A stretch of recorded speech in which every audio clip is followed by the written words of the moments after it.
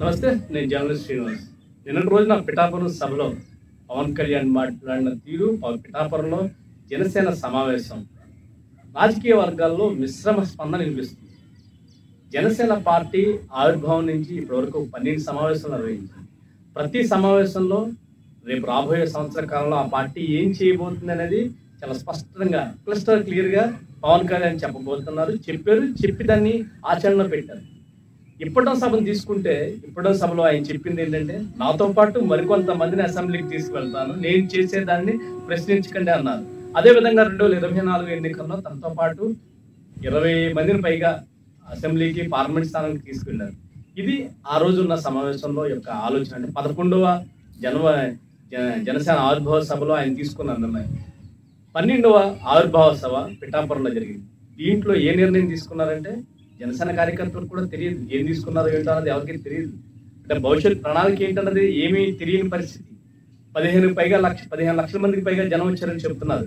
వారందరినీ ఎటువంటి విషయంలో ఎటువంటి విధంగా మోటివేట్ చేయాలనే విధానం మీద జనసేన పార్టీ ముందుకు తీసుకెళ్ళిందా అంటే వాళ్ళ దగ్గర కూడా ఆన్సర్ లేని పరిస్థితి కనబడుతుంది.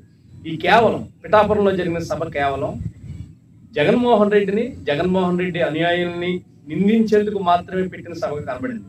దాంట్లో ప్రధానంగా ఎవరైతే వైఎస్ఆర్ కాంగ్రెస్ పార్టీలో గత కొంతకాలంగా పనిచేసిన నాయకులు ఎవరైతే ఉన్నారో వారందరూ కూడా జగన్మోహన్ రెడ్డిని టార్గెట్ గా చేసుకునే మాట్లాడారు. అందులో ప్రధానంగా బాలినేని శ్రీనివాస్ రెడ్డి, ప్రకాశం జిల్లా చెందిన బాలినేని శ్రీనివాస్ రెడ్డి మాట్లాడింది భావోద్వేగభరితంగా మాట్లాడారు. ఆయన మాట్లాడిందంతా కూడా జగన్మోహన్ రెడ్డిని వ్యక్తిగతంగా విమర్శించడానికి మాత్రమే మాట్లాడారు. పైగా ఆయన పార్టీ మారడానికి చాలా విచిత్రమైన కారణం చెప్పారు. పవన్ కళ్యాణ్ తో సినిమా తీయాలని ఉంది, ఆయన కాల్ షీట్ల కోసం పార్టీ మారని చెప్పడం జరిగింది. ఇలాగా ఒక్కొక్క అంశం. కందులు దుర్గేష్, రాష్ట్ర పర్యాటక శాఖ మంత్రి కందులు దుర్గేష్ కూడా వ్యక్తిగతంగా విమర్శలు చేయడం జరిగింది. గొడ్డలు పెట్టు, నీ తండ్రి సీఎం కాబట్టి నువ్వు పార్టీ పెట్టగలిగావు అన్నట్టు మాట్లాడడం జరిగింది. ఇవన్నీ కూడా జగన్మోహన్ రెడ్డిని వ్యక్తిగతంగా విమర్శించడానికి అంత పెద్ద వేదికను వాడుకోవాల్సిన పరిస్థితి జనసేన పరిస్థితి. అంటే అంత పెద్ద ఎత్తున జన సమీకరణ జరిగినప్పుడు వాళ్ళందరినీ క్షేత్రస్థాయిలో ఏ విధంగా బలోపేతం చేయాలి. 2025 సంవత్సరం అడుగుపెట్టాం. 9 నెలల కాలంగా మన పరిపాలన ఉన్నాం. ఈ 9 నెలల పరిపాలనలో జనసేన పార్టీ ఎటువంటి కార్యాచరణ సిద్ధం చేసింది, ఆ కార్యాచరణ వల్ల ఎంతమందికి మేలు జరిగిందని చెప్పేందుకు వారి దగ్గర ఎటువంటి డేటా లేదు.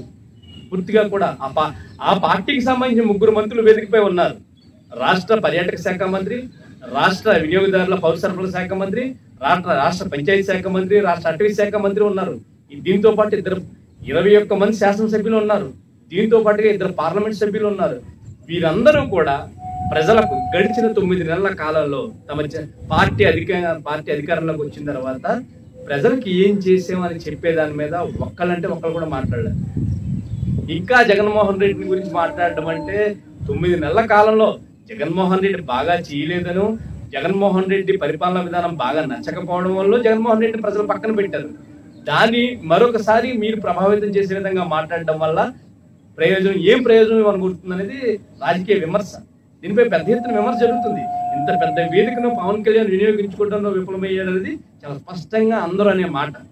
దీని తోడుగా గతంలో పవన్ కళ్యాణ్ దక్షిణాది రాష్ట్రాలను, ఉత్తరాది ప్రాంత నాయకులు, ఉత్తరాది ప్రాంత రాష్ట్రాలు చిన్న చూపు చూస్తున్నాయి.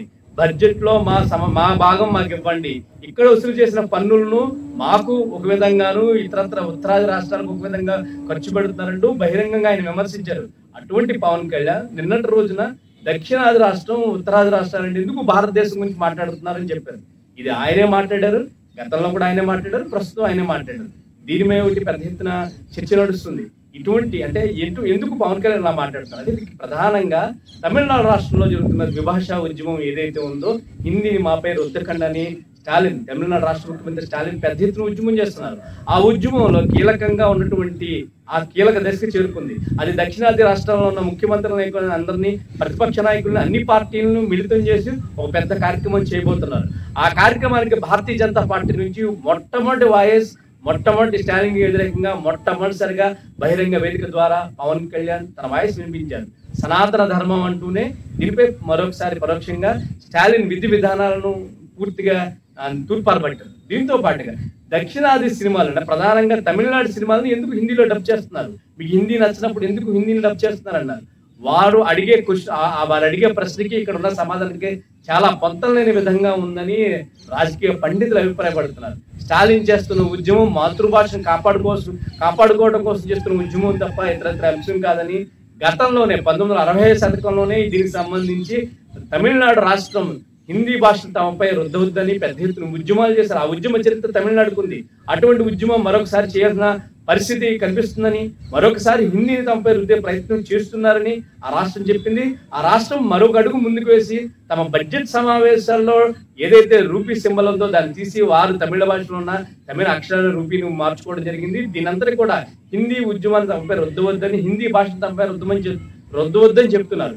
దీనికి మేము వ్యతిరేకం, అంటే ఇతరత్ర భాషలకు వ్యతిరేకం కాదు, కానీ పూర్తిగా నిర్బంధంగా మాపై రుద్దే ప్రయత్నం చేయొద్దనేది వారి ఆలోచన విధానంగా ఉంది. దానికి పవన్ కళ్యాణ్ చెప్పడం, దక్షిణాది ఎందుకు మీరు హిందీని తీసుకోరు, హిందీలో డబ్ చేయడానికి ఇష్టపడుతున్నారు కానీ ఎందుకు హిందీని తీసుకోరనే అంశం మాత్రం చాలా నిర్ధానంగా ఉంది. దీనిపై కూడా చాలా పెద్ద ఎత్తున విమర్శలు. దీనికి తోడుగా నిన్నటి రోజున కూటమికి సంబంధించి చాలా కీలకమైన వ్యాఖ్యలు. అంటే నిన్న పవన్ కళ్యాణ్ ఎప్పుడు కూడా ఆ విధంగా మాట్లాడిన తీరుతెన్నులు పవన్ కళ్యాణ్ గతంలో ఎప్పుడు మాట్లాడినా కూడా ఒక స్పష్టమైన విధానంతో మాట్లాడతారు. ఒక సమస్య, దానికి పరిష్కార మార్గం ఏంటన్నది ఆయన చాలా స్పష్టంగా చూపిస్తారు. అటువంటిది నిన్నటి రోజున ఆయన కేవలం ఆయన ఎస్టాబ్లిష్మెంట్ అంటే ఎలాగ రాజకీయాల్లోకి వచ్చారు, రాజకీయాల్లోకి రావడానికి గల కారణాలు ఏంటి, ఏ అంశాలు తన దోహదపడ్డాయి అనే అంశాలను చాలా సువివరంగా వివరించారు. దీంట్లో తన కుటుంబ సభ్యులు, తన తల్లిదండ్రులు తనకి ఏ విధంగా దోహదపడ్డారు, ఇవన్నీ అనేక అంశాలను ఆయన ప్రస్తుతం స్పష్టంగా చెప్పారు. ఇంతసేపు అంత పెద్ద సుదీర్ఘమైన ఉపన్యాసంలో ఎక్కడా కూడా రాష్ట్ర ప్రయోజనాల గురించి కానీ, రాష్ట్రం యొక్క విధి విధానాలు, జనసేన పార్టీ విధి విధానాలు, రాష్ట్ర ప్రయోజనాల గురించి పక్కన పెట్టినా ఆ పార్టీ ఆవిర్భావ దినోత్సవంలో ఆ పార్టీ చేయాల్సిన విధి విధానాలు ఏంటి, భవిష్యత్ కాలంలో ఆ పార్టీ ఏ విధమైన రూట్ మ్యాప్ సిద్ధం చేసుకోబోతుంది, గ్రామ స్థాయి నుంచి మండల స్థాయి నుంచి జిల్లా స్థాయి నుంచి రాష్ట్ర స్థాయి నుంచి జాతీయ స్థాయి, ఈ ఉద్యమాలు, ఈ నేపథ్యాన్ని ఎక్కడా కూడా పవన్ కళ్యాణ్ ఎక్కడ స్పష్టం చేయలేదు. ఇప్పటికే జనసేన పార్టీలో అనేక చోట్ల, అనేక నియోజకవర్గాల్లో అసెంబ్లీ నియోజకవర్గ కన్వీనర్లు లేని పరిస్థితి ఉంది. అటువంటి పరిస్థితుల్లో కూడా పవన్ కళ్యాణ్ ఈ విధమైన ఉపన్యాసం ఇవ్వడం అంటే కర్రెరగకుండా పాము చావకుండా 12వ ఆవిర్భావ సభను ఆయన ముగించేశారు.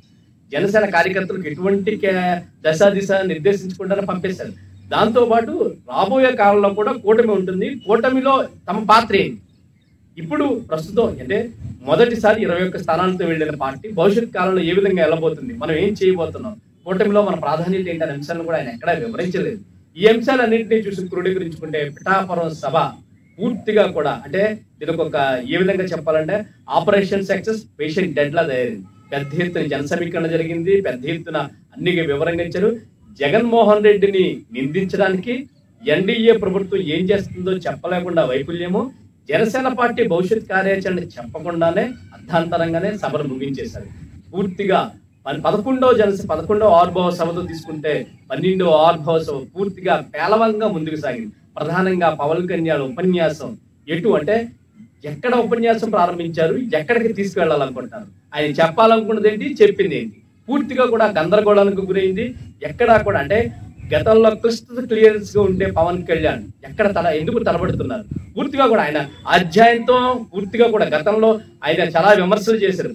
జగన్మోహన్ రెడ్డి నువ్వు స్క్రిప్ట్ చూసి మాత్రమే చదవగలవు, ఎక్కడా కూడా నీకు చూడకుండా నువ్వు చెప్పలేవు. కానీ ఇవాళ నిన్నటి రోజున పవన్ కళ్యాణ్ పూర్తిగా స్క్రిప్ట్ చూసి చదివారు. పూర్తిగా ప్రతి పేజీ తిరగేయడం చూసాం, ప్రతి పేజీని చూసి మాట్లాడడం చూసాం. అటువంటి ఎంత అనర్గళంగా మాట్లాడే పవన్ కళ్యాణ్ ఎందుకు దారి తెరిపారు, దాని గళం ఎందుకు సైలెంట్ అయిపోతుంది? 9 నెలలకు ఇదే మాట వినబడుతుంది. పవన్ కళ్యాణ్ వాయిస్ స్లో అయిపోయింది, పవన్ కళ్యాణ్ గంభీరమైన స్వరం పూర్తిగా మోగబోయింది.